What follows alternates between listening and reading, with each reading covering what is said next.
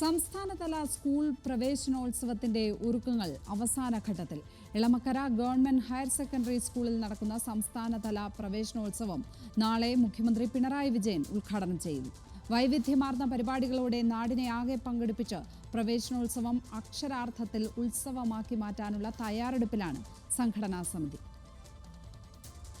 സാധാരണയിൽ നിന്ന് വ്യത്യസ്തമായി ഏറെ നാളുകൾക്ക് ശേഷമാണ് തലസ്ഥാനത്തിന് പുറത്ത് സംസ്ഥാനതല പ്രവേശനോത്സവം സംഘടിപ്പിക്കുന്നത്.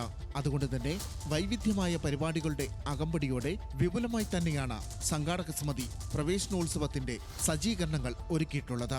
പ്രവേശനോത്സവത്തിന് ഒരു ദിവസം മാത്രം ശേഷിക്കെ പന്തൽ ഉൾപ്പെടെയുള്ള പണികൾ ഏറെക്കുറെ പൂർത്തിയായി കഴിഞ്ഞു.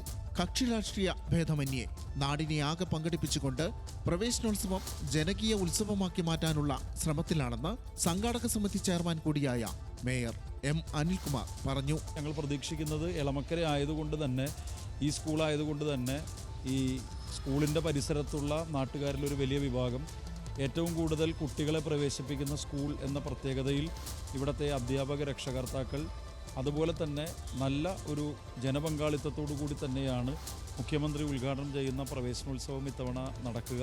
വിദ്യാഭ്യാസ മന്ത്രി 1ാം ക്ലാസ്സിലെ കുട്ടികളെ സ്വീകരിക്കുന്നതോടെയാണ് പരിപാടികൾക്ക് തുടക്കമാകുക. ശേഷം പ്രവേശനോത്സവ ഗാനത്തിന്റെ ദൃശ്യാവിഷ്കാരം നടക്കും. പിന്നീടാവും മുഖ്യമന്ത്രിയുടെയും മറ്റു മന്ത്രിമാരുടെയും പ്രസംഗങ്ങൾ. ചടങ്ങിൽ പ്രതിപക്ഷ നേതാവ്, MP, MLA മാർ, ജില്ലാ പഞ്ചായത്ത്, കോർപ്പറേഷൻ ഭാരവാഹികൾ, തദ്ദേശ സ്ഥാപനങ്ങളിലെ ജനപ്രതിനിധികൾ, പൊതുവിദ്യാഭ്യാസ വകുപ്പ് ഉദ്യോഗസ്ഥർ, മാതാപിതാക്കൾ തുടങ്ങിയവർ പങ്കെടുക്കും. ന്യൂസ് മലയാളം, കൊച്ചി.